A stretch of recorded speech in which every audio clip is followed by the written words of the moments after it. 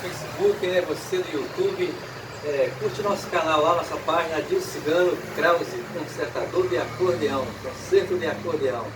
E essa gaita chegou aqui danificada com essa mecânica toda arreada, nesses botões todo arreado. A gente desmontou, né? Arrancou botão por botão, todas as mecânicas, desmontamos ela toda e consertamos o problema, acertamos o problema que ela tinha. E a gente está fazendo um teste nela aqui agora.